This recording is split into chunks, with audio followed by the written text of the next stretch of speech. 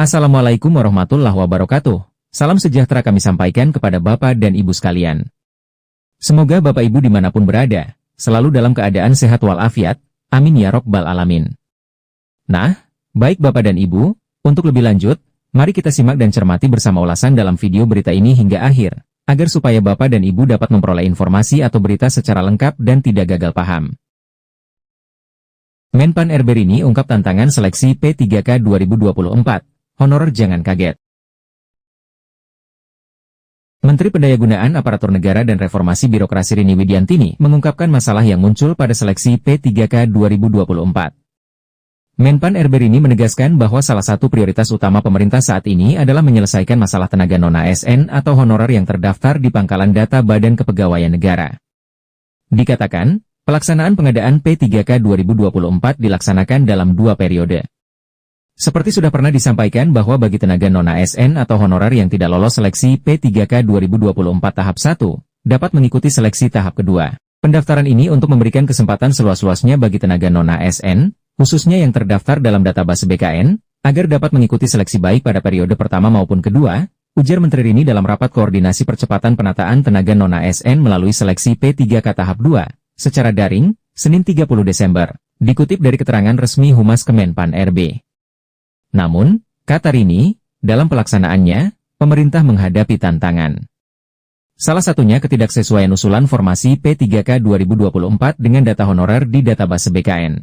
Selain itu belum optimalnya penyerapan tenaga non-ASN pada pendaftaran periode pertama. Instansi pemerintah, khususnya pemerintah daerah, tidak mengusulkan formasi P3K dengan pertimbangan keterbatasan anggaran.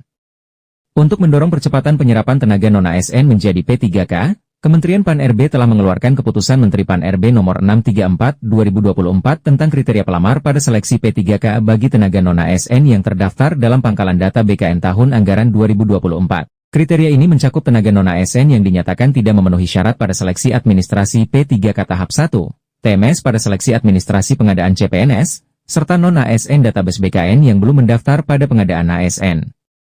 Karena itu, Menteri Rini mengimbau kepada para pejabat pembina kepegawaian instansi pusat dan daerah, termasuk para pengelola kepegawaian untuk tetap menyiapkan anggaran bagi pegawai non-ASN baik yang lulus melalui P3K penuh waktu, maupun karena keterbatasan anggaran menjadikan pegawai non-ASN menjadi P3K paruh waktu. Para PPK agar mengoptimalkan pendaftaran dan mendorong pegawai non-ASN yang ada di lingkungan instansi masing-masing untuk mengikuti seleksi, serta memberikan bimbingan yang jelas mengenai tahapan dan mekanisme dari afirmasi kebijakan pemerintah, tuturnya. Menpan RB Rini juga menegaskan apabila dalam pelaksanaannya masih ada yang tertinggal karena PPK instansi tidak mengindahkan kebijakan tersebut, maka akan berdampak pada terhambatnya pengalihan status pegawai non-ASN atau honorer menjadi P3K, baik penuh waktu maupun paruh waktu. Rini juga berpesan kepada PLT Kepala BKN dan jajaran agar dapat melakukan sosialisasi bersama dan mengedukasi seluruh kementerian, lembaga, dan daerah, dan para kepala kantor regional BKN se-Indonesia untuk mengimplementasikan kebijakan tersebut. Pastikan juga aplikasi SSC ASN dapat memberikan kemudahan dalam pendaftaran peserta dari pegawai non-ASN dan mengoptimalkan kelulusan dan pengangkatan bagi mereka yang telah mendaftar dan mengikuti seleksi, kata Rini Widiantini.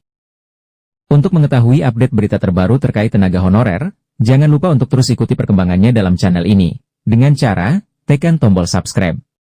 Demikian informasi atau berita singkat yang dapat kami sampaikan, semoga bermanfaat buat Bapak Ibu sekalian, sampai jumpa.